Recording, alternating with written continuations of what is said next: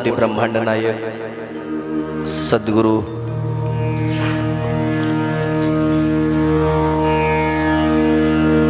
नरसिंह सरस्वती महाराजांच्या पवित्र दरबारामध्ये श्री क्षेत्र गाणगापूर पवित्र तपोभूमी संगम भस्माचा डोंगर परशुराम महाराजांची ही तपोभूमी आहे।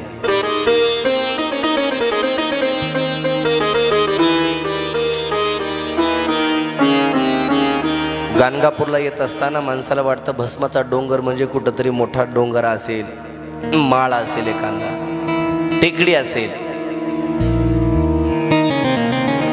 पण ही टेकडी नाही। परशुरामजींनी जो यज्ञ केला, जी कुंडातली जी राख होती ती एका ठिकाणी अनेक ऋषींनी महाराज वशिष्ठ महाराजांनी सुद्धा इथं यज्ञ केलेला आहे। हे सर्व राख एका ठिकाणी केली, त्याचा ओटा बनला आणि यज्ञ त्यावेळेस असे खूप मोठे व्हायचे आणि ते भस्म एका ठिकाणी जमल्यामुळं आपल्याकडे त्याला माळ म्हणायची पद्धत आहे।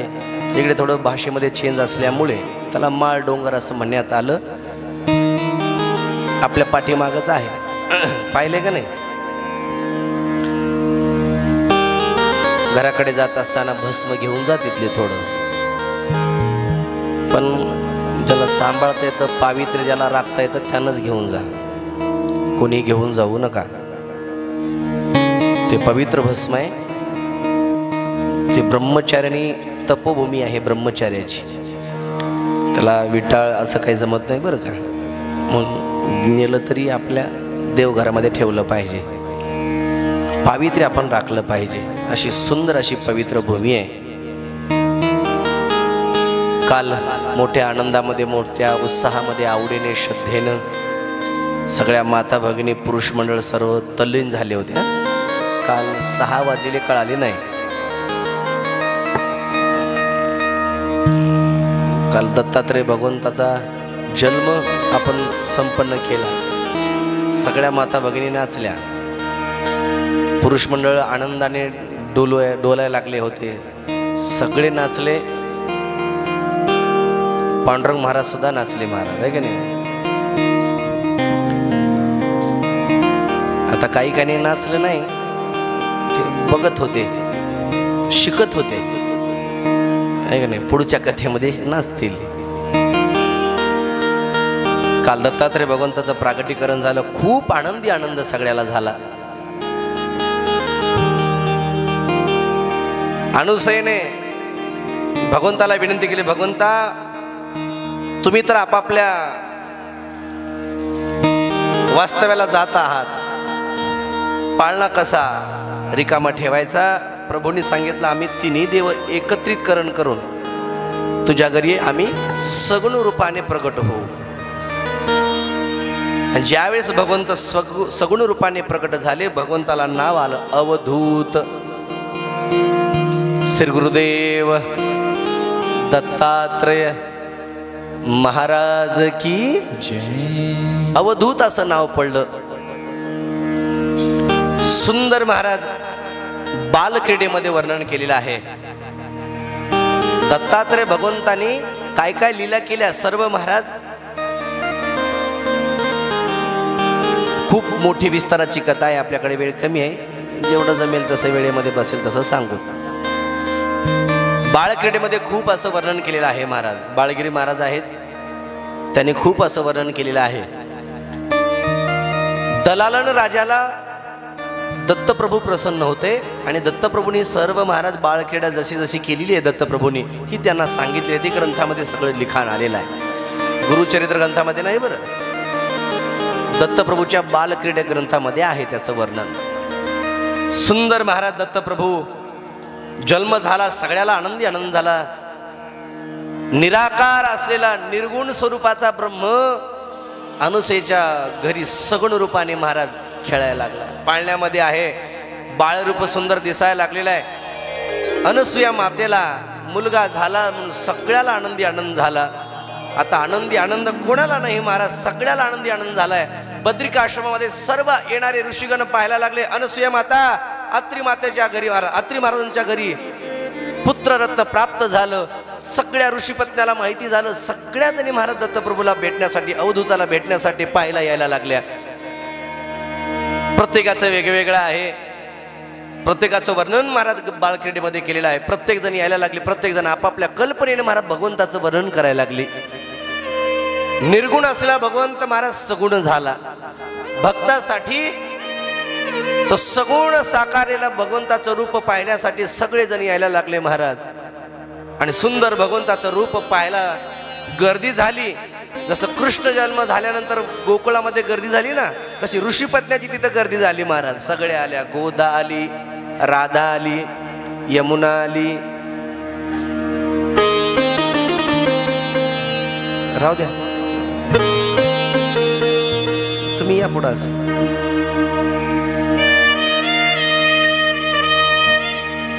म्हणजे उद्या आता कथा झाली की घराकडे जाणार आहे सगळे आपण. उद्या घराकडे गेल्यास या बाया एकमेकीला सांगायच्या शंकर महाराजची कथा होती, कुत्र सुद्धा नव्हतं. त्याच्यामुळे ते राहू द्या, आहे का नाही? मला राहू द्या.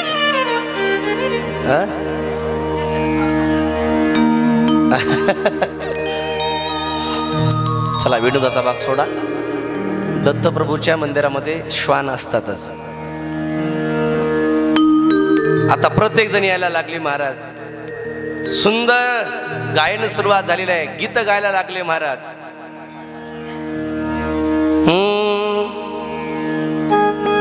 ब्रह्मा विष्णू आणि महेश्वर सामोरी बसले, मलाही दत्तगुरु दिसले, मलाही दत्तगुरु दिसले. ब्रह्मा विष्णू आणि महेश्वर, ब्रह्मा विष्णू आणि महेश्वर सामोरी बसले, मलाही दत्तगुरु दिसले, मलाही दत्तगुरु दिसले, मलाही दत्तगुरु दिसले. ब्रह्मा विष्णू आणि महेश्वर सामोरी बसले, मलाही दत्तगुरु दिसले, मलाही दत्तगुरु दिसले. सगळे जण यायला लागले, दत्तप्रभूचं दर्शन घ्यायला लागले. म्हणे, वा अनसुया, काय तुझं पावित्र्य आहे, जगाचा मालक तू बाळ केला.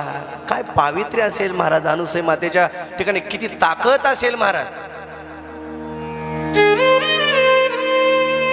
जगाच्या मालकाला दारामध्ये भिकारी कोण बनवलं असेल तर ते अनुसूया माता आहे.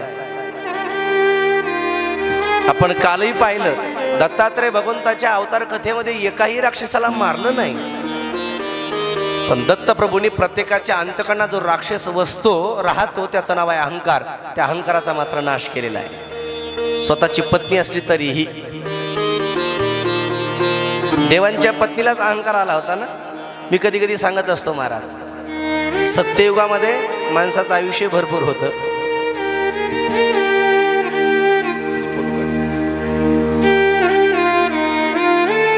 सत्ययुगामध्ये माझ्याकडे बघा, सत्ययुगामध्ये माणसाचं आयुष्य भरपूर होतं. तई वेळी होती आयुष्याची वृद्धी, आताची अवधी थोडी आहे. त्या काळाला माणसाला 1 लाख आयुष्य होतं बरं का माणसाला सत्ययुगामध्ये. सत्ययुगातला राक्षस आहे, त्याचं नाव आहे हिरण्यकश्यपू. राक्षसाचं नावही मोठं आहे.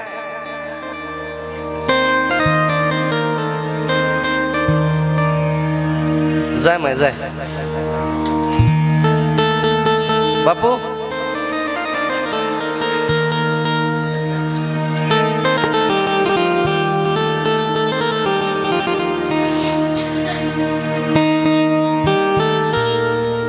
हा, लक्षपूर्वक ऐका.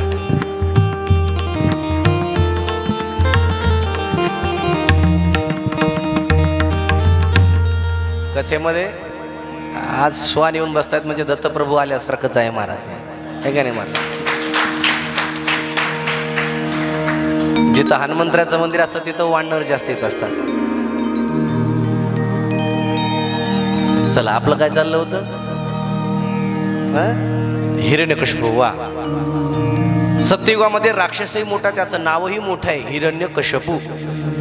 सत्ययुग समाप्त झाला, त्रेतायुग सुरू झाला.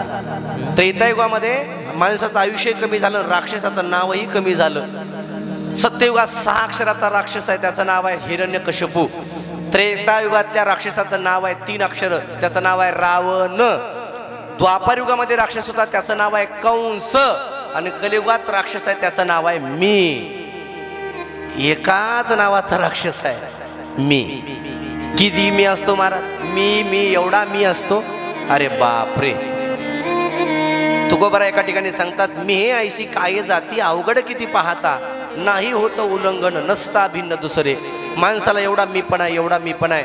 काही काम असू द्या, माणसं महाराज एखादं चांगलं काम झालं, मी केलं असं मी एवढं म्हणतात. माता भगिनी, तुम्हाला तर घरी रोजच ऐकायला मिळतं. कधी कधी भाकर जर झाली नसेल, स्वयंपाक झाला नसेल, ही मंडळी घरी येते आणि बायकोला म्हणतात, घरी बसतेच दिवसभर आणि तुला स्वयंपाक झाला नाही का, एवढंच काम आहे ना, असं म्हणतात ना.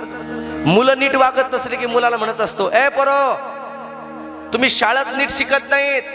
आज काय तुम्हाला मोबाईल मिळतो ना, ते माझ्यामुळं मिळाला. मालक म्हणतात ना असं, तुम्हाला बॅलन्स आहे माझ्यामुळं, 2 टायमाची भाकर खाता ते माझ्यामुळं. मी जर मेलो रे तर तुम्हाला भाकर सुद्धा मिळणार, तू मरून बघ रे. आज 1 खाले उद्या 2 खातात. कशाला मी करायचं आहे महाराज? किती मी करतात.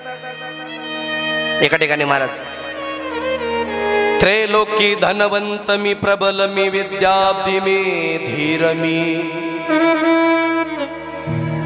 ज्ञाता मी, नरनाथ मी, चतुर मी, सर्वज्ञ मी, शूर मी. बघा मी किती ठिकाणी आले. त्रैलोक्य धनवंत मी, प्रबल मी, विद्याब्धी मी, धीर मी, ज्ञाता मी, नरनाथ मी, चतुर मी, सर्वज्ञ मी, शूर मी, भोक्ता मीच सुजान जान जगतिया, स्वानंद मी, श्रेष्ठ मी हेची करीते परंतु न कळे, कोठला मी कोण मी. अवधूत चिंतन श्री गुरुदेव. सगळा मी करतो महाराज. सर्वज्ञ मी आहे, शूर मी, धीर, गुणवंत मी, ऐश्वर्यवंत मी करतो. एका ठिकाणी कथेमध्ये गेलो होतो मी. 7 दिवस गावात वास्तव्य केलं. एका म्हाताऱ्या बाबांनी घराकडे नेले मला चहा प्यायला. जावं लागतं कधी कधी, मला तर फिरायची सवय नाही. आमचा अमृतवाड मामी आहे तिथं, आमच्या काकू. आम्ही एकदा रूम मध्ये गेले की बाहेर येतो का काकू? आम्ही अजिबात नाही, आम्हाला ती फिरायची सवय नाही. पण एकदा गेलो म्हाताऱ्यात, लय आग्रह करतो, गेलो त्याच्या घरी. म्हटलं महाराज, हे बंगला आहे ना मी बांधला, इथून नदीपर्यंत जेवढं शेत आहे ना ते मी घेतलं. हे सगळं मी सांगत खाली आलो. तेवढ्यामध्ये त्याची सून आली महाराज, चहा घेऊन आली. आता सुने देखत यांनी काही बोलावं का? सुने देखत म्हटलं महाराज 4 सुना आहेत, घराच्या बाहेर एक सुद्धा जात नाही, सगळ्या घरामध्ये बसून खातात, ते फक्त आणि फक्त माझ्याच जीवावर. मी म्हणलं ताई, तुम्ही काही काम करत नाहीत? म्हणे नाही महाराज, तुमचे मालक अजिबात काही काम करत नाहीत.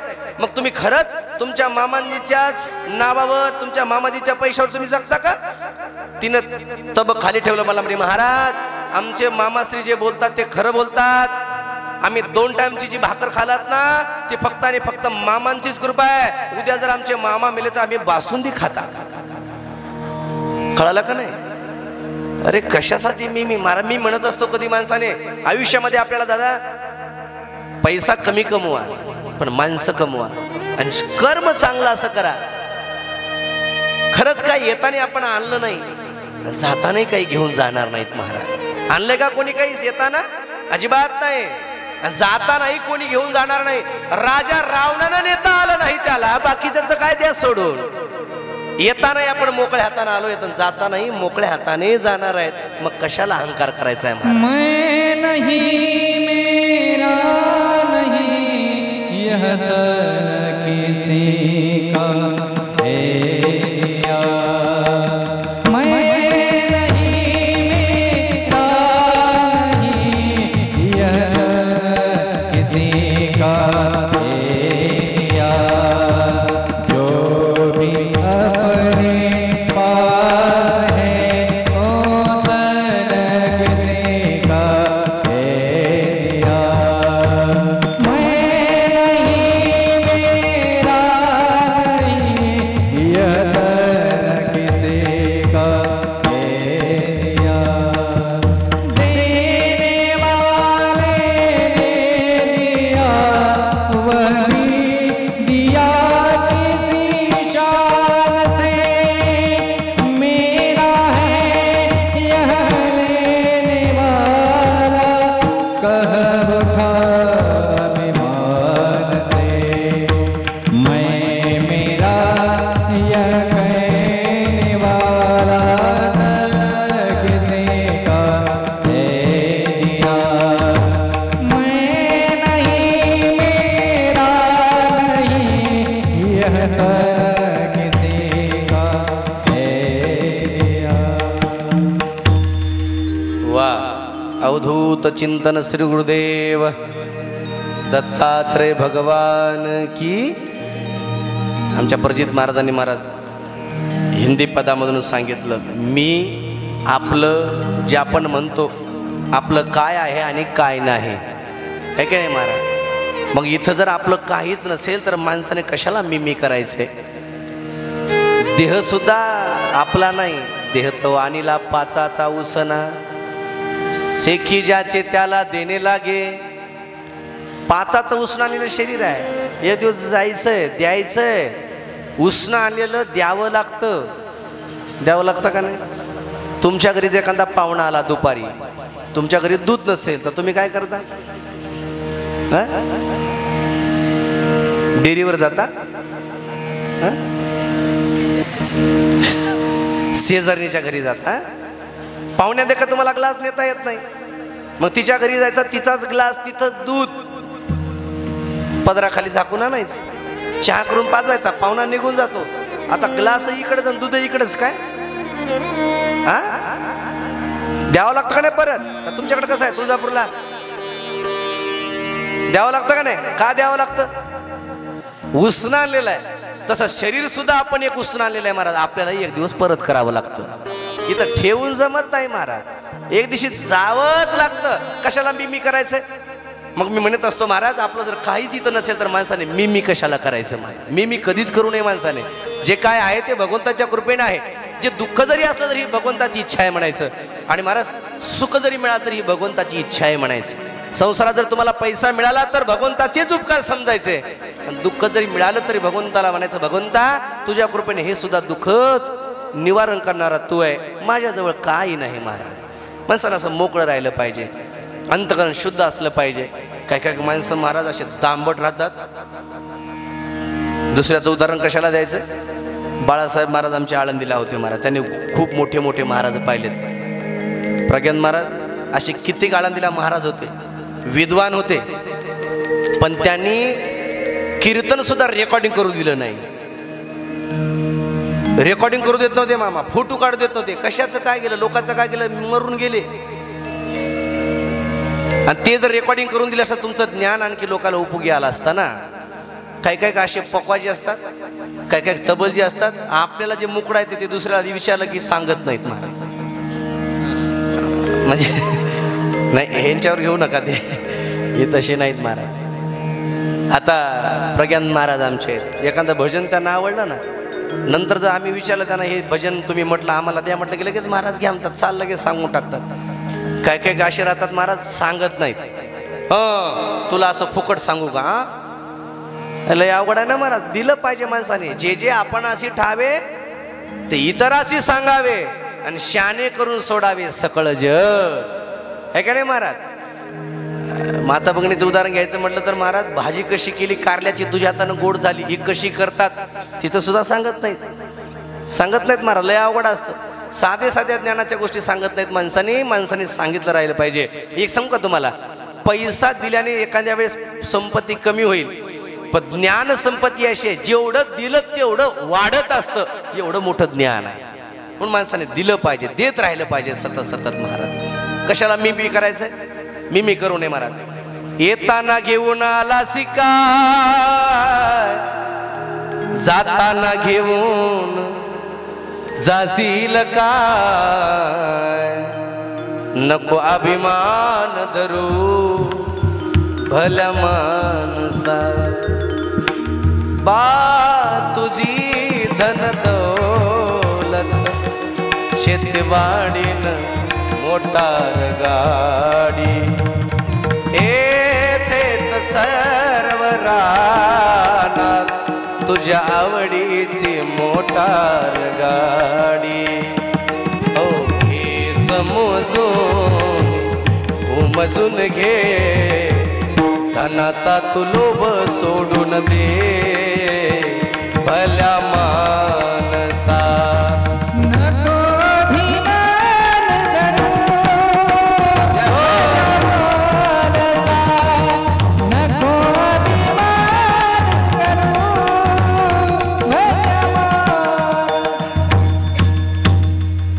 नको अभिमान धरू भल्या माणसा.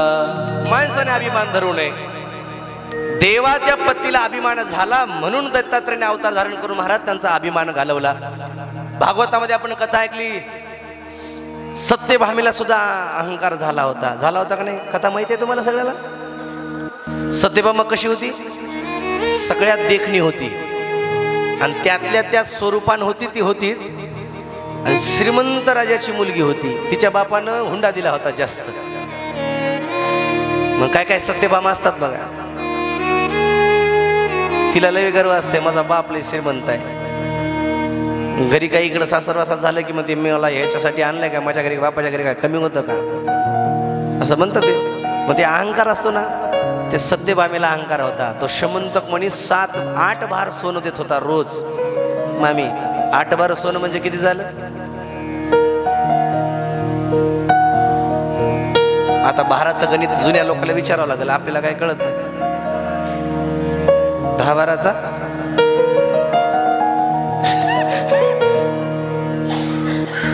एका महाराजांनी गणित सांगितलंय, ते 32 क्विंटल रोज देत होता म्हणे सोनं. आपल्याजवळ किती आहे? लई श्रीमंत अशी बाय असली तर पाव किलो असं. तिला किती गर्व आला असेल महाराज. म्हणे माझ्या एवढी श्रीमंतही कोणी नाही, माझ्या एवढी सुंदरही कोणी नाही म्हणे. देवाला महाराज सहन झालं नाही. नारदजी आले, सत्यभामेला विचारलं, सत्यभामा माता काय करताय? सत्यभामा म्हटली देवाची पूजा करते. नारदजी म्हटले, अगं आई, देव तुला प्राप्त झालाय, प्राप्त असलेली वस्तू प्राप्त करायची काय गरज आहे? म्हणे नारदा, हे भगवंत मला पुढच्या जन्मी मिळावी याच्यासाठी मी आराधना करते सगळी. नारदा एखादा सुद्धा मला उपाय सांगा म्हणे. नारदाने सांगितलं, सत्यभामा मातोश्री, जी वस्तू पुढच्या जन्मी पाहिजे ती वस्तू या जन्मात दान दिली पाहिजे, असं शास्त्र सांगतं. नामदेवाचा एक अभंग आहे महाराज. कनकदाने कांती निर्मळू, उदकदाने सदा शीतळू, भूमिदाने होशी भूपाळू. कनकदाने कांती निर्मळू, उदकदाने सदा शीतळू, जन्मोजन्मी प्राणिया. ज्या माणसाला पुढच्या जन्मात राजा व्हायचंय त्या माणसाने या जन्मात भूमिदान दिली पाहिजे. दवाखान्यासाठी, मंदिरासाठी, आश्रमासाठी, शाळेसाठी, संस्कृत कार्यासाठी. महाराज छत्रपती शिवाजी महाराजांचा चौक असेल, भवानी मातेचं मंदिर असेल, दत्तात्रय प्रभूंचं मंदिर असेल, तिथं आपण भूमी जर दान दिली मंदिरासाठी, तर पुढच्या जन्मी माणसाला पालखीत बसता येतं, तो राजा होतो. या जन्मातले असतात का माणसं म्हणतात बघा, अहो निवडणुकीच्या आधी त्या माणसाचं नाव सुद्धा नव्हतं ना, आला माणूस 2 महिन्यातच आमदारही झाला म्हणतात ना. त्यानं पहिल्या जन्मीत भूमिदान दिली असते मंदिरासाठी. म्हणून मंदिरासाठी भूमिदान दिली पाहिजे. शाळेसाठी भूमी दान दिली पाहिजे. भूमिदाने होशी भूपाळू. भूपाळू म्हणजे राजा. ज्याला पुढच्या जन्मात राजा व्हायचं ना त्या माणसाने या जन्मात भूमिदान द्यायची. ज्याला पुढच्या जन्मामध्ये सरपंच व्हायचे त्यांना 5 एकर, आमदार व्हायचं असतं 25 एकर, पंतप्रधान व्हायचं असतं 100 एकर. बघा मी आहे उद्यापर्यंत. भूमिदाने होशी भूपाळू. कनकदाने कांती निर्मळू. कनक म्हणजे सोनं. या जन्मात जर मामा सोनं दान दिलं तर पुढच्या जन्मात मनुष्याचा कलर गोरा होतो. कनकदाने कांती निर्मळू. त्याला पावडर लावायची गरज पडणार नाही, फिरवून लावायची गरज. काय म्हणतात त्याला? Fair and lovely. जिथं ही फेअर अँड लवली तयार झाली तिथलेच लोक आणखी गोरे झाले नाहीत. आपला भारत देश कधी गोरा होईल महाराज? ते फेअर अँड लवली लावल्यानंतर माणूस गोरा होत नाही, कसं की बुरा आल्यासारखं दिसतंय. ते गोरं होत नाही महाराज. ज्या माणसाला पुढच्या जन्मात गोरं व्हायचं ना त्या माणसाने या जन्मात सोनदान दिलं पाहिजे. आता काही पुरुष मंडळी, काही माता भगिनी काळ्या सावळ्या असतात ना, त्याने दुःख मानायचं नाही.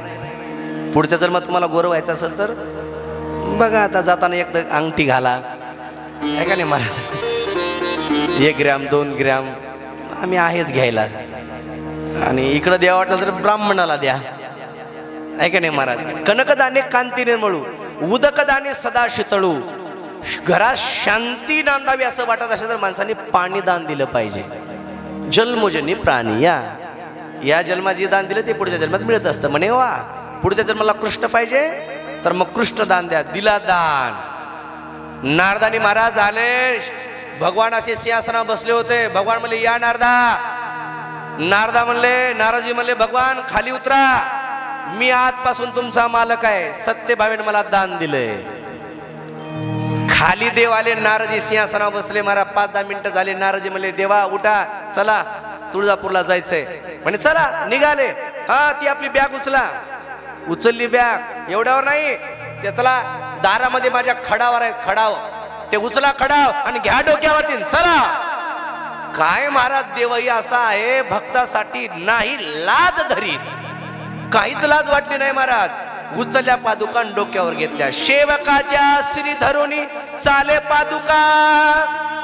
राखे दारवंटा बळीचा सारथी झाला अर्जुनाचा. दास सेवकाचा होय साच्या अंकित. सत्यभामा दान करी उजूर नाही अंगीकारी. सेवकाच्या शिरी धरुनी चाले पादुका. डोक्यावर घेतले, निघाले. आता भगवंताला बायका किती होत्या? 16,108 पत्नी. आता एकीनं दान दिल्या. बाकीच्या बाया म्हणे मालक तुम्हाला काही आहे का नाही म्हणे लाज. काय झालं? एवढे हजारो सेवक आपल्या कामासाठी आहेत द्वारकेमध्ये आणि कोणाचे चपल घेतले उचलून. माझा भगवंत एवढा दयागण आहे. भगवंत म्हणायला लागले अय मी तुमचा मालक आहे पण माझा मालक पुढे आहे. कोण आहे? तो काय विना घेऊन चाललाय. नारदा काय मातोश्री वेड लागलं का तुम्हाला? देवाच्या डोक्यावर चप्पल देत असतात. नारदजी म्हणले मला काहीच बोलू नका. जे काही बोलायचे ते मोठ्या बाईसाहेबाला बोला. तिचं नाव काय? सत्यभामा. आणि सगळ्या बायका एका ठिकाणी जमल्या. सगळ्या बायका म्हणायला लागल्या बाई वेडा झालाय का? हा कोणता नवीन प्रकार? ए नारदा अरे खडाव खाली ठेवायला म्हणे नाही. मला सत्यभावेनं देवदान दिलाय.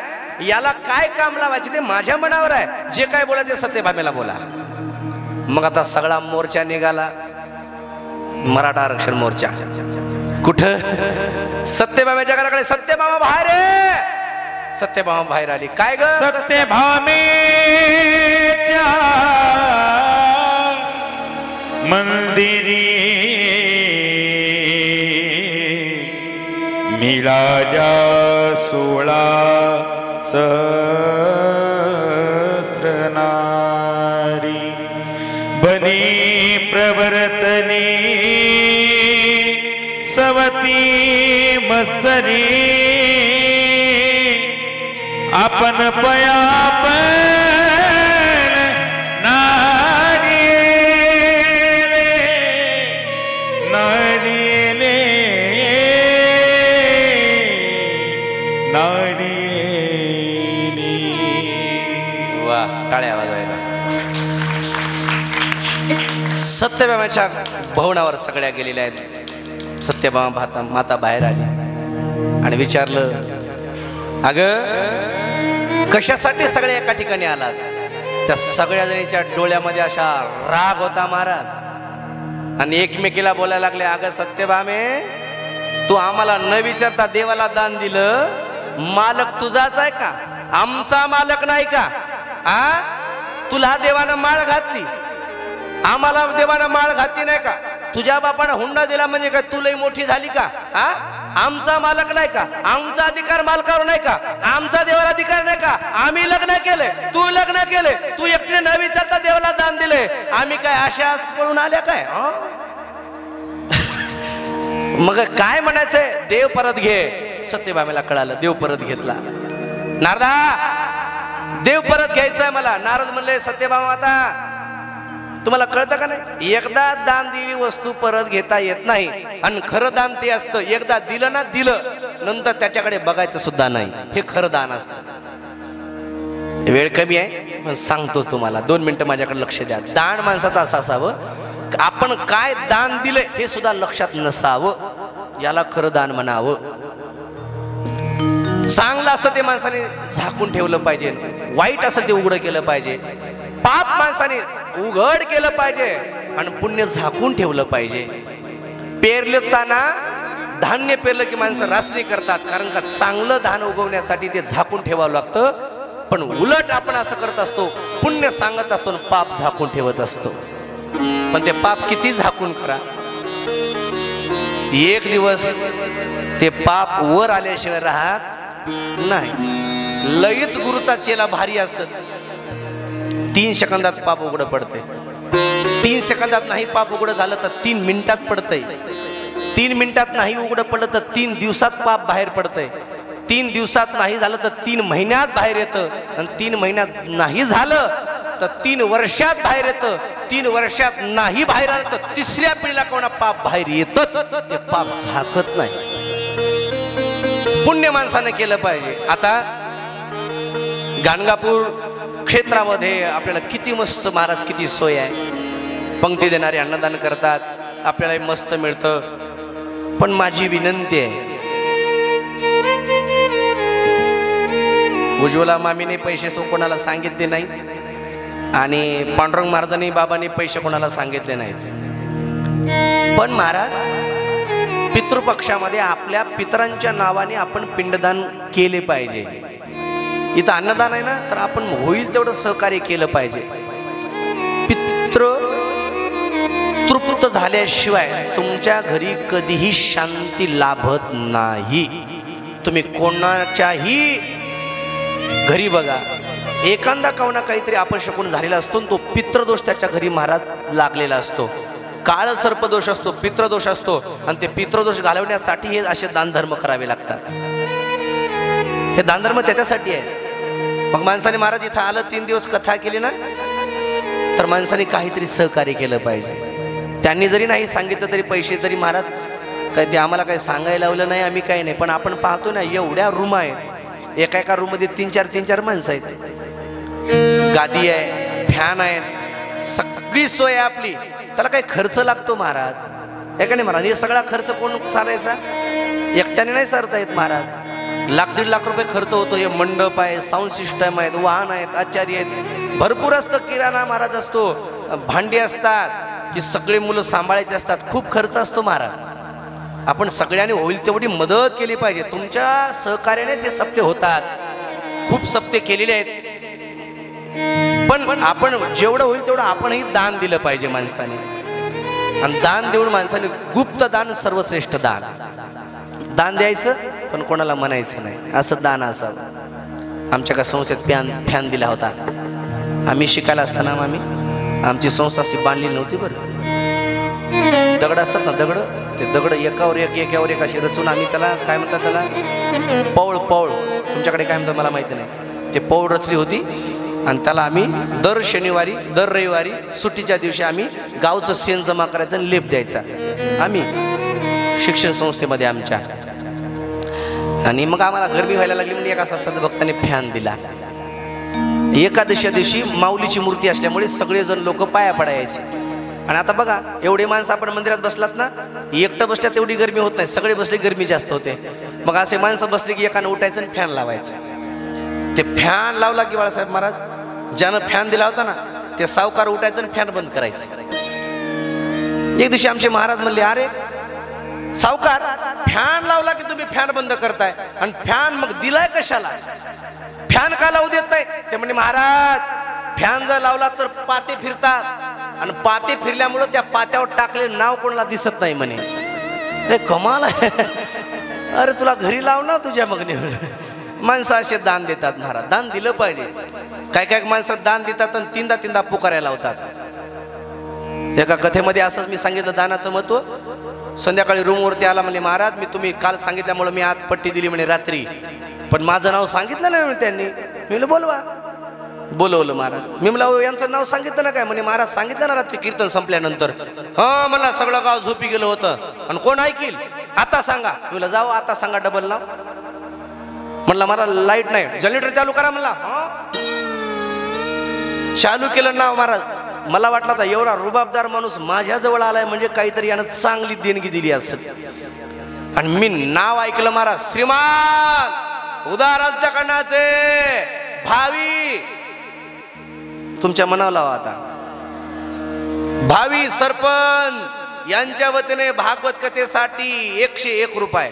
पण चटा तोंडा हनी बदला काय महाराज दान देतो 151 तीनदा नाव पुकारतो. 8 दिवसामध्ये आपल्या गावात सप्ताह असतो ना, माणसं काही महाराज 500 रुपये 101 रुपये देणगी देतात, 251 देणगी देतात मामी. आणि परिवार सगळा जेवायला. राईस प्लेटचा जरी हिशेब लावला तरी 3500 होतात बेट्या. काय दान देतात माणसं महाराज. अहो दान दिलं म्हणे आता नाही परत. मग एक आट आहे. काय आट आहे? तुम्हाला कृष्ण जर परत घ्यायचा असेल याच्यासाठी सोन्याच्या वजनाबरोबर जर मला देवाचं सोनं दिलं तर मी देव परत द्यायला तयार आहे. एका पाड्यात देव ठेवले, एका पाड्यात सोनं टाकायला सुरुवात केलं. एवढं सोनं होतं तेवढं टाकलं पण देवाचं पारडं हल्लं. मग सत्यभामेने सांगितलं, अगं सगळ्या म्हणत होत्या ना आम्ही सुद्धा बायका आहेत मालकाच्या, मालकाला परत घ्यायचं ना, टाका म्हणे सोनं. सगळ्यांनी सोनं आणून टाकलं. महाराज कानातलं टाकलं, नाकातलं टाकलं, गळ्यातलं टाकलं, मणिगंटल, राणी हार, पोये हार, शेवण पीस, सँडल हार, चप्पल कधी निघाला हे सगळे सोने आणून टाकले. पण देवाचं पारडं हल्लं. मग म्हणायला लागले, अगं सगळ्याचं सोनं झालं पण एक राहिले म्हणे सत्यभामा, आपली मोठी राहिली म्हणे, तिचं नाव आहे रुक्मिणी. सगळ्या जणी गेल्या आणि रुक्मिणीला महाराज विनंती करायला लागल्या, रुक्मिणी तुम्ही स्वस्त कशा बसल्या, उठा की जरा. सतीने आई कोणी ब्राह्मणवाणी, अर्पण केला शारंग पाणी, परत घेण्याला उठा की चला. रुक्मिणी माता म्हणते असं चला म्हणे.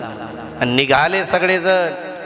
महाराज रुक्मिणी मातेनं काही घेतलं नाही. अंगणामध्ये आली, तुळशी वृंदावन होतं, तुळशीला नमस्कार केला, तुळशीचं एक पान घेतलं आणि भगवंताच्या जवळ आली. भगवंतही गालात हसायला लागले, रुक्मिणी अगं तुझीच इथं कमी होते म्हणे. आणि मग मात्र महाराज रुक्मिणी मातेनं सगळं सोनं बाजूला काढलं. मग मात्र महाराज सत्यभामेला एसीच्या रूम मध्ये घाम आला. म्हणे बाई एवढं सोनं टाकलं, देवाचं वजन झालं नाही, ही तर सगळी काढायला लागली सोने. सगळं सोनं काढून पदराने पारडं पुसून घेतलं, जगाच्या मालकाचं दर्शन घेतलं, हातातलं तुळशीचं पान ठेवल्या ठेवल्या बस तराजू वर गेला. तुळसी पात्रे पारडे ठेविता, माधव झाला बरोबरीचा, उठा की चला. परत घेतला महाराज देव. मला जी विनंती आहे, देवाला जर महाराज आपलंसं करायचं असेल तर पैशामध्ये मोजू नका, देवाला जर आपलंसं करायचं असेल तर देवाला दुसरं कोणतं तुमचं बळ दाखवू नका, पैशाचं बळ दाखवू नका, ताकदीचं बळ दाखवू नका, सौंदर्याचं बळ दाखवू नका, ज्ञानाचं बळ दाखवू नका. देवाला आपलंसं करायचं असेल तर फक्त एकच बळ चालतं, त्याचं नाव आहे भावबळ. ऐक भावार्थाचे भाव भावे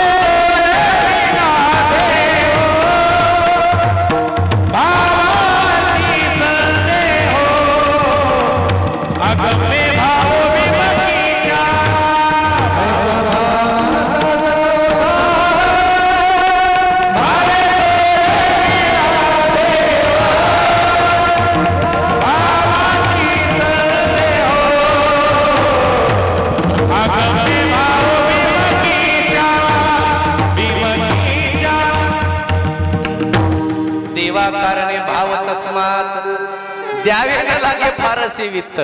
देवाला जास्त काय लागत नाही, काही न लगे एक भावची कारण.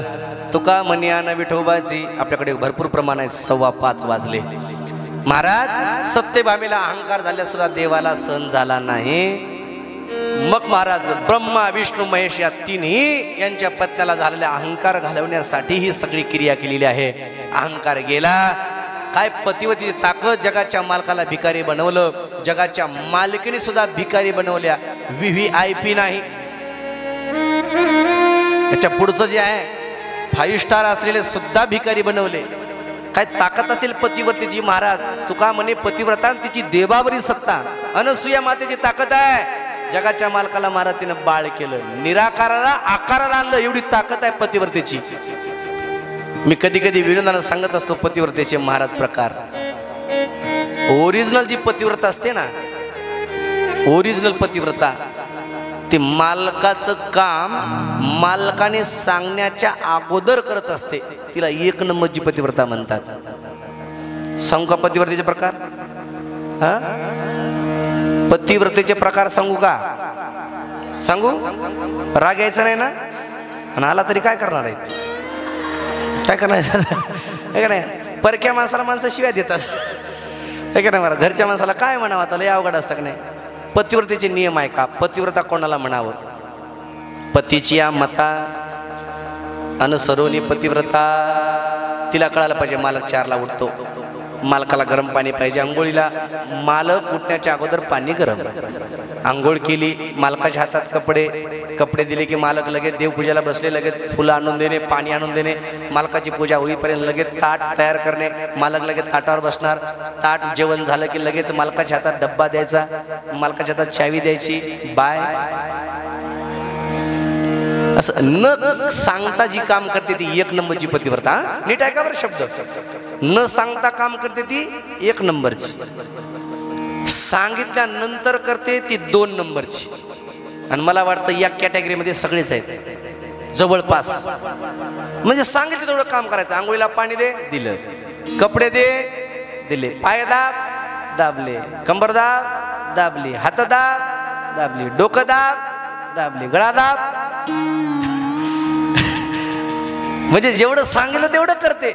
न सांगता करते काकू 1 नंबर. सांगितल्यानंतर करते 2 नंबर. 3 नंबरची सांगू कसं करू? 3 नंबरची असते, करते पण आधी मालकाला 2 शब्द बोलून. भाकर कर, करावं लागल की मग कोणा जन्मातलं पाप, पत्रात पडलं खोड, असंच करावं गोड. करते पण बोलून. 4थी सांगू का? राहू देऊ आता. सांगूच. पहिली 1 नंबरची न सांगता काम करते. 2 नंबरची सांगितल्यानंतर करते. 3 नंबरची करते पण शिव्या देऊन करते, पण करते. 4थ्या नंबरची मालकाचं तर काम ऐकतच नाही, उलट मालकालाच काम सांगते. मालक वरच्या मजल्यावर साडी वाळू घातली तेवढी खाली घेऊन या. येतो देव तुझ्या घरी माय. हे का नाही. मला पतिव्रता कशी असावी? अनसुया सारखी. जगाचे मालक भिकारी बनवले आणि मग महाराज सगुण रूप धारण केलं दत्तात्रय भगवंताने. आणि सुंदर असे अंगणामध्ये खेळायला लागले, रांगायला लागले. रांगत रांगत दत्तप्रभू चालायला लागले महाराज. आणि ज्यावेळी दत्तप्रभूच्या महाराज खडा वाजायला लागल्या, सुंदर त्याचं वर्णन महाराज करायला लागले. महाराज काय पायामध्ये घुंगर वाजतात. छुम छन छुम छन छुम छन झनन छुम छननननन छुम छनननन छुम झनक झनक झनन बाळाच्या दत्ताच्या पायी वाजती पैजण बाळाच्या कमरेला शोभे पिवळा पितांबर बाळाचे रूप ते किती सुंदर मनोहर छुम छनननन छुम छनननन छुम झनक झनक झनन छुम छनननन छुम छनननन छुम झनक झनक झनन बाळाच्या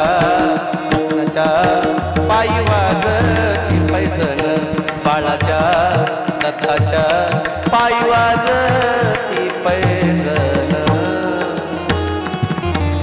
चालायला लागले अवधूत चिंतन श्री गुरुदेव दत्तात्रेय की जय। भगवंत निघाले महाराज सह्याद्री डोंगरामध्ये गेले दत्तप्रभू सह्याद्री डोंगरामध्ये गेले आणि तिथे महाराज भगवंतांनी तपानुष्ठान सुरुवात केलं। तो पर्वत आहे गिरनार पर्वत दत्तप्रभूचं तपाचं स्थान आहे। 12 वर्ष भगवंताने अनुष्ठान केलं पण अवतार कार्य ऋषीमुनी म्हणायला लागले दत्तप्रभूंनी आम्हाला दर्शन द्यावं। प्रत्येकाची इच्छा होती महाराज आणि प्रत्येक संस्थान प्रत्येक गावामध्ये जाऊन दत्तप्रभूंनी प्रत्येकाच्या स्वप्नात जाऊन प्रत्येकाला कोण्या वेगवेगळ्या तऱ्हेने दत्तप्रभूंनी भेट द्यायला सुरुवात केली। दत्तप्रभू महाराज पृथ्वीवर फिरत असताना क्रमण करत असताना महाराज दत्तप्रभूंच्या जीवनामध्ये एक बदल व्हायला लागला। दत्तप्रभूंनी आपल्या जीवनामध्ये महाराज जो ज्याचा गुण आवडला तो आपला गुण आपलासा केला आणि त्याला गुरु मानलं। जो घेतला जयाचा गुण तो मी गुरु केला जाण गुरुशी आले अपारपण सर्वत्र जगत्र देव गुरु दिसे। भगवंतानी पहिला गुरु केला दत्तप्रभूंनी पृथ्वीचा गुण घेतलेला आहे महाराज सहनशीलता। पृथ्वीचा गुण काय सहनशीलता घेतली। दुसरा गुरु केला वायू भगवंतानी दत्तप्रभूंनी दुसरा गुरु केला त्याचं नाव आहे वायू। त्या वायूचा गुण आहे विरक्ती। सगळं असताना सुद्धा कशातच अडकत नाही विरक्ती आहे। तसं माणसाने कुठंच अडकू नये विरक्त व्हावं हा दुसरा गुण घेतला। तिसरा गुरु आहे आकाश। त्या आकाशापासून गुण घेतला महाराज अचलता। कधीही बदलायचं नाही स्थिर राहायचं कोणतीही परिस्थिती असो त्याच्यामध्ये स्थिर राहायचं। चौथा गुरु केला पाण्यापासून गुण घेतला स्नेहभाव। पाणी कसं असतं महाराज पाणी तेरा रंग कैसा जिसमें मिलाया तैसा। दुधात गेलं पांढरं चहात आलं चहा सारखं बाटलीत गेलं ग्लासात आलं जसं आहे तसं। अग्नी पाचवा गुरु केला अग्नीपासून घेतली पवित्रता अग्नीपासून घेतली महाराज। 6वा गुरु केला चंद्र। त्या चंद्रापासून महाराज गुण घेतला विकार बाधा न होणे।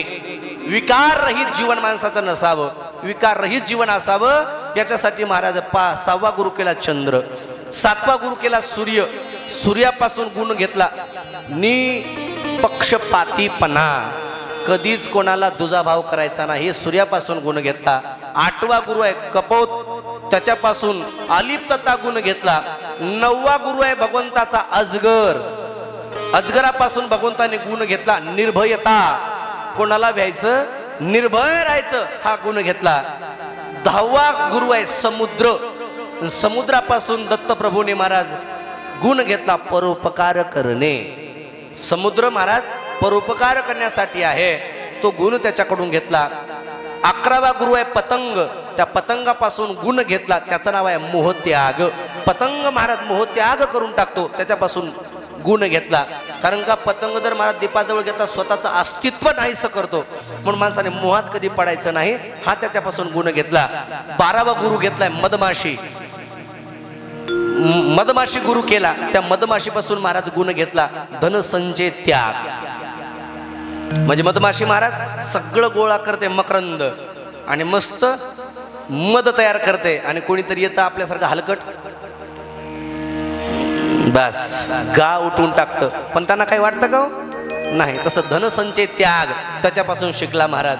आणि मग 13वा गुरु केला, त्याचं नाव आहे गजेंद्र हत्ती.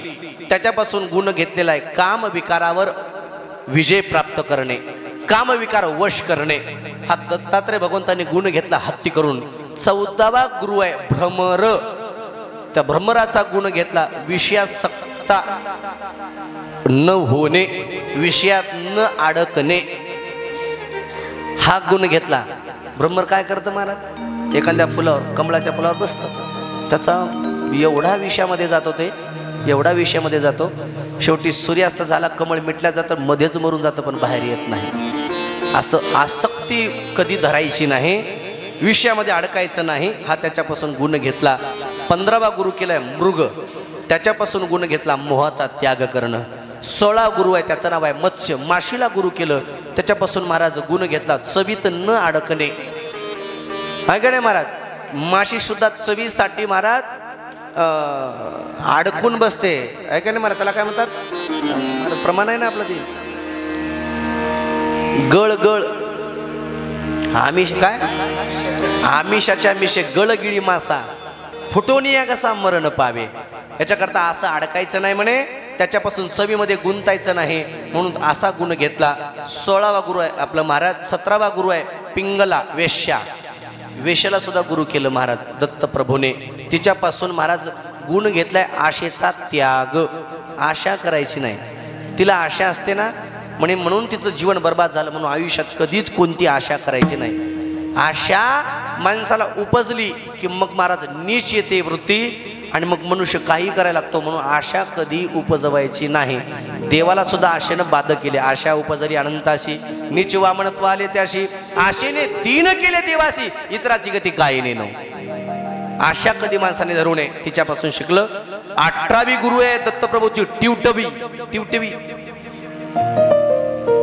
आवाज तिचा ऐकला की माणसं ठरवतात काय झालं ते पुढं. आहे का नाही महाराज? तिला गुरु केलं. तिच्यापासून महाराज गुण घेतला उपाधीचा त्याग. कोणती उपाधी घ्यायची नाही असा गुण घेतला. 19वा गुरु आहे, त्याचं नाव आहे लेकरू बालक.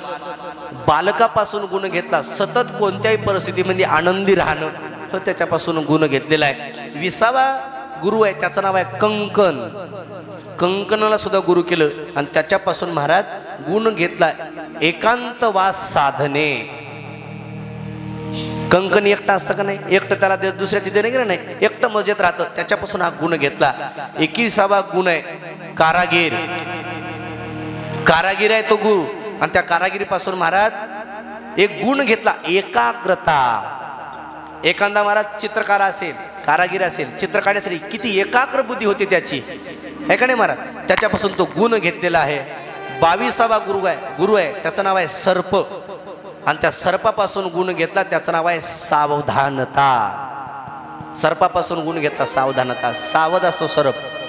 किती सर्प चंचल असतो, एवढा सावध असतो. बस थोडी चाहून लागली की लगेच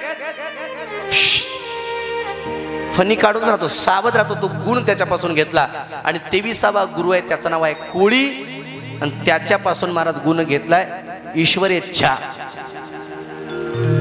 म्हणजे जे काही आपल्या जीवनामध्ये घडणार आहे ते ईश्वराची इच्छा आहे. माझ्या हाताने मी काही करू शकत नाही. ते कोळ्याकडून गुण घेतला महाराज. तू जाळं किती टाकलास तर त्याच्यात माशा किती यायचे त्याच्या मनावर, तुझ्या मनावर काय आहे त्याच्यापासून तू. म्हणून असं जाळं टाकायचं नाही, अडकवण्याचा कोणी प्रयत्न करायचा नाही, कोणाला हिसकायचा प्रयत्न करायचा नाही.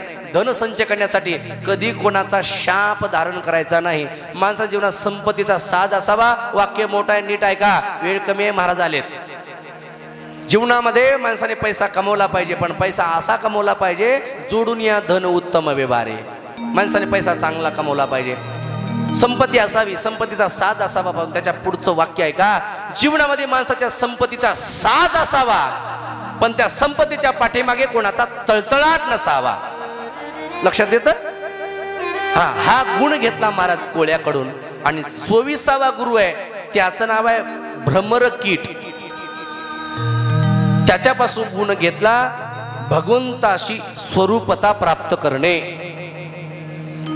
भंगुरी असते महाराज, काळी मुंगी असते, तिला वाटतं मला येईल आळी आळी तिला वाटतं आता येईल भ्रमरण, मला खाईल, मला खाईल, मला खाईल असं म्हणत असते. आणि एक दिवस ती स्वतःच आळी, तिलाच पंख फुटतात आणि तीच उडून जाते महाराज. म्हणजे तशी अवस्था एकरूप होणं त्याच्यापासून घेतलं महाराज. ब्रह्मरकीट त्याला म्हणतात. असे 24 गुरु दत्तप्रभूंनी केले आणि दत्तप्रभू सगळ्यांना उपदेश करायला लागले. खूप महाराज भगवंतांनी त्रिठाटन केले, सगळ्या ऋषीला भेट दिली. आणि शेवटी मग महाराज सह्याद्री पर्वतामध्ये एक ऋषी महात्मे राहत होते. त्यांचं नाव आहे देवल ऋषी. देवल ऋषी, अनुसूया माता आणि अत्री महाराज बद्रिकाश्रमात तपानुष्ठान करत होते. तिथून भगवंताची महाराज परिक्रमा सुरुवात झाली. गिरनार पर्वत थांबले आणि तिथून निघाले. दत्तप्रभू प्रत्येक शिष्याला, प्रत्येक ऋषींना भेट देत देत निघाले. आणि माहूरगडला सह्याद्री पर्वतावर एक देव ऋषी राहत होते. त्याचं नाव आहे महाराज देवल ऋषी. ते देवल ऋषीची इच्छा होती की मला निर्गुण भगवंताचं स्वरूप बघायचे, त्या निर्गुण निराकार परमात्म्याने मला दर्शन द्यावं ही अपेक्षा होती. रोज महाराज भगीरथीचं नदीवरचं पाणी आणायचं आणि वाळूचं लिंग स्थापन करायचं. ते लिंग एवढं वाढवत गेलं, एवढं 12 योजन लिंग मोठं झालं. मग मात्र विष्णू भगवंत प्रकट झाले. सांगितलं काय पाहिजे देव का सांग, तुला वैकुंठात नेऊ का, वैकुंठ देऊ का तुला? म्हणे नाही, मला निर्गुण निराकाराचं स्वरूप बघायचंय, मला दुसरं काही नको. परत गेले, ब्रह्माला पाठवलं. सत्य लोकात तुला सगळा विधाता सगळं तुला मी देतो, अजिबात नाही, मला निर्गुण निराकाराचं दर्शन पाहिजे, मला दत्तात्रय भगवंताने भेट दिली पाहिजे, मला असं एक एक देव नकोय. नंतर शंकरजी गेले. शंकरजी म्हणायला लागले, अरे ऋषी महाराज, देवल ऋषी, मी स्वतःचं कैलास तुला देऊन टाकतो. देवल ऋषी म्हणायला लागले, अय भगवंता, कैलासात येऊन मी काय करू, मला ते नको, दत्तात्रय भगवंताचं मला दर्शन पाहिजे, निर्गुण निराकार माझा भगवंत माझ्या समोर आला पाहिजे, याच्याशिवाय मला दुसरं काही नको. तिन्ही देव आलेले परत केले. नंतर इंद्र पाठवला, नारदजी पाठवले, पण काही कोणाचं ऐकायला तयार नाही. आणि शेवटी मात्र महाराज सगळ्यांनी महाराज ठरवलं आता काय करायचं. म्हणे अनुसया मातेच्या घरी गेले. अनुसया माता, देवल ऋषी सांगतोय दत्तप्रभूची मला भेट पाहिजे. आणि दत्तप्रभू तर महाराज तपानुष्ठान करण्यासाठी सह्याद्री पर्वतामध्ये बसलेले आहेत, ते तर कोणाला ऐकत नाहीत. अनुसया माता म्हणायला लागली, माझं तरी कोण ऐकणार आहे. आणि शेवटी सांगितलं, तुमचं तरी दत्तप्रभू ऐकतील. आणि मग अनुसया माता, अत्री महाराज, नारदजी आणि इंद्र देव चौघजण गेले. आणि महाराज गुरुवर्याची महाराज स्तुती करायला लागले. हे भगवंता, हे दीनानाथा, हे करुणाचालका, हे कृपावंता, हे धनवंता, हे गुणवंता, आमच्यासाठी तुम्ही प्रकट व्हा. आणि महाराज त्यावेळेस निराकार असलेलं भगवंताचं रूप त्रयमूर्ती दत्तात्रय भगवंत सगुण रूपाने साकार झाले. अवधूत चिंतन श्री गुरुदेव. काय इच्छा आहे म्हणे, देवल ऋषीला तुम्ही दर्शन द्यावं, नाही तर ते लिंग एवढं वाढत जाईल, एक दिवस स्वर्गापर्यंत लिंग येईल. देवल ऋषी भगीरथी नदीमध्ये स्नान करण्यासाठी गेलेले आहेत. देवल ऋषीच्या स्थानावरती जाऊन महाराज दत्तात्रय भगवंत स्थानापन्न झाले. देवल ऋषी म्हटला, हा कोण आहे महात्मा, माझ्या आसनावरती बसलाय. म्हणे आधी स्नान करावं, मग याच्याशी संभाषण करावं. स्नान केलं, तीर्थ आणलं आणि सांगितलं, उठा, कोण आहे. म्हणे मी उठणार नाही. म्हणे यांच्यासोबत नंतर भांडण करतो. आणि त्यासाठी महाराज त्यांनी लिंगावर पाणी टाकायला सुरुवात केली. लिंग वाढायला लागलं. दत्तप्रभूने आपला अंगठा घेतला आणि त्या लिंगाला दाबलं. एवढं लिंग पाताळात घातलं, लिंग नाहीस झालं. मग देवल ऋषीला वाटलं, अरे रे रे, साक्षात माझा दत्तात्रय भगवंत प्रकट झालाय. दोन्ही हात धरून पुढे उभा टाकल्या. भगवंताने ब्रह्मा विष्णू महेश एकत्रित रूप असेल त्रिमूर्ती दत्तात्रय महाराज प्रकट झाले. देवल ऋषीला दर्शन झालं आणि देवल ऋषीच्या जन्माचं सार्थक झालं. अवधूत चिंतन श्री गुरुदेव दत्तात्रय भगवान की जय. देवल ऋषी म्हणायला लागले, दत्तात्रय भगवंताचं दर्शन झालं, माझ्या जन्माचं सार्थक झालं. दत्तात्रय भगवंत म्हणले, तुमचा निश्चित भाव बघून मी तुमच्या प्रसन्न आहे, तुम्हाला काय मागा ते मागा. त्यावेळी देवल ऋषी म्हणायला लागले, प्रभू आम्हाला सतत मार्गदर्शन करण्यासाठी तुम्ही गिरनार पर्वत सोडून द्या आणि आमच्यासाठी तुम्ही या सह्याद्री पर्वत रांगेमध्ये वास्तव्य करा. मग दत्तात्रय म्हटले, मी एकटा इथं राहत नाही, अत्री महाराज अनुसया मातेला आणा. आणि मग इंद्र आणि नारद परत बद्रिकाश्रम ठिकाणी गेले. अत्री महाराज, अनुसया माता हे सगळेजण सह्याद्री पर्वतावर वास्तव्य करण्यासाठी आले. ते म्हणजे आजचं ठिकाण म्हणजे माहूरगड. दत्तात्रय भगवान की जय. आणि आता सुद्धा माझा दत्त भगवंत, दत्त माझा दीनानाथ, द्वारी उभा असे सतत भक्ताची इच्छा मनोकामना पूर्ण करण्यासाठी दत्तात्रय भगवंत आणखी कार्यरत आहेत. आणखी महाराज माझे भगवंत खूप जणाला भेट देतात, तशी शुद्ध भाव पाहिजे. आणि ते दत्तात्रय भगवंत वेगवेगळ्या रूपाने याच पृथ्वीतलावर कार्य करत आहेत. साक्षात नरसिंह सरस्वती महाराज दत्तप्रभूचा अवतार आहे. अक्कलकोटचे स्वामी समर्थ महाराज दत्तप्रभूचा अवतार आहे. महाराज शेगावचे गजानन महाराज दत्तप्रभूचा अवतार आहे. हे सगळे अवताराची कथा एक एक एक एक एक एक माझ्या भगवंताने अवतार असा पुढे घेतलेला आहे. आणि जगाला उपदेश करण्यासाठी, जगाचं हित व्हावं, जगाला सज्ञानी करावं, याच्यासाठी ज्ञानार्जन करण्यासाठी, ज्ञानदान करण्यासाठी भगवंताने अनेक अवताराच्या लीला केल्या. त्या सगळ्या अवताराच्या लीला महाराज आपल्याला सगळ्याला माहिती आहेत. म्हणून यथामती येता अवकाश जसं जमेल तसं सेवेमध्ये वेळेमध्ये बसेल तसं आपण दत्तप्रभूची चरित्रकथा ऐकलेली आहे. कधी दत्तप्रभूची कृपा झाली तर आणखी भगवंताच्या आणखी महाराज नरसिंह सरस्वती चरित्र आपल्याला भरपूर आपण गुरुचरित्रामध्ये ऐकलेच आहे, म्हणून काही सांगायची गरज नाही. स्वामी समर्थ चरित्र माझ्यापेक्षा तुम्हाला जास्त माहिती आहे. गजानन बाबाचे चरित्र तुम्हाला माहिती आहे. असे अनेक भगवंत महाराज भगवंतांनी अवतार धारण केले. आणि भगवंताचं हे कार्य अपरंपार आहे. भक्ताच्या कामासाठी, भक्ताच्या काजासाठी, भक्ताच्या कामासाठी कोणत्या रूपामध्ये माझे भगवंत दर्शन देतील हे सांगता येत नाही. म्हणून आपण शुद्ध अंतकराने माझ्या भगवंताला हाक मारावी. तो देव तुमच्या कामासाठी तत्पर आहे, फक्त अंतकरणातून त्याला तुम्ही बोलवलं पाहिजे. अच्युतम केशवम कृष्ण दामोदर राम नारायण जानकी वल्लभ. अच्युतम केशवम कृष्ण दामोदर राम नारायण जानकी वल्लभ. कौन कहते हैं भगवान आते नहीं, कौन कहते हैं. जवळजवळ खूप पाठांतर त्यांना, माझ्यापेक्षा जास्त पाठांतर आहे. असे बाळासाहेब महाराज,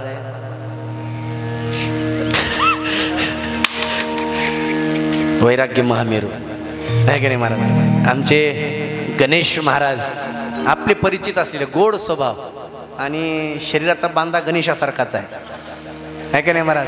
त्यांचे काने मोठे, डोळे लहान आहेत, पोट मोठं आहे. म्हणजे स्तुती करा काही वाटत नाही त्यांना, नावं ठेवा काही वाटत नाही त्यांना. आणि बारीक नजर असते, कोण कसं वागाले, कोण कसं वागाले, कोण काय माझ्याविषयी काय बोलाले हे का नाही मला. बारीक नजर असते गणपती बाप्पासारखी. आणि सगळ्याची अपराध कोणी काय म्हणलं तरी जाऊ दे बाबा जाऊ दे, तू मोठा, सगळे पोटामध्ये आहे का नाही मला गुन्हे. तसं त्यांच्या शरीराचा बांधा आहे. आमचे अवधूत चिंतन अवधूत दादा, गोड स्वभाव महाराज. नुसती ही मंडळी महाराजांच्या सेवेमध्ये नुसतं कीर्तनासाठी हरिपाठासाठी नाहीच महाराज, वाढायला हजर. त्या माणसाला रूम द्या म्हटलं की महाराजांचा आदेश शिरसावंत.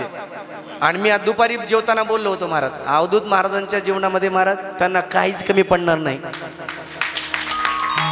कारण का, एवढी कला असून सेवा करण्याचा आठास त्यांचा जास्त आहे. सेवा करण्यामध्ये कधीच दिरंगाई नाही महाराज, कधीच नाही अजिबात. निघालं की निघालं बस. कोणतंही काम असू द्या महाराज, वाढायचं काम असू द्या, कोणतंही काम, उचलायचं काम असू द्या, म्हणजे असे कोणतेही काम महाराज सगळे कामं करतात अवधूत महाराज. आमचे राम महाराज गायक आहेत नाही का पुढं, सुंदर गळ्याचे धनी आहेत महाराज. गोड त्यांचा आवाज आहे. भवानी मातेच्या आशीर्वादाने त्यांची महाराष्ट्रभर कीर्ती हो. आमचे दुसरे दादा ते टाळ घेऊन तुमच्या संघ राहतात, कार्तिक दादा. या सगळ्यांसाठी आता जोरदार टाळ्या वाजवा. आणि विशेष आमची साऊंड सिस्टीम आहे का नाही महाराज. हॉलमध्ये साऊंड लावणं सोपं नसते बरं. आणि गोड त्यांनी आवाजाची साथ दिली. आमचे त्यांचं नाव ओमकार चाचणे, वा त्यांनी सेवा केली महाराज. गोड ओमकार दादा तुम्हाला खूप खूप साधुवाद. भवानी मातेचा दत्तात्रयाचा आशीर्वाद तुमच्या 4 साऊंडाचे 10 साऊंड हो आहे का नाही महाराज. जोरदार त्यांच्यासाठी टाळ्या वाजवा. आणि आता 3 दिवस कथा झाली, त्यातला तर 1 दिवस आपला असा तसाच गेला. पहिल्या दिवशी कालची नाचची कथा पावसाने मध्ये झाली.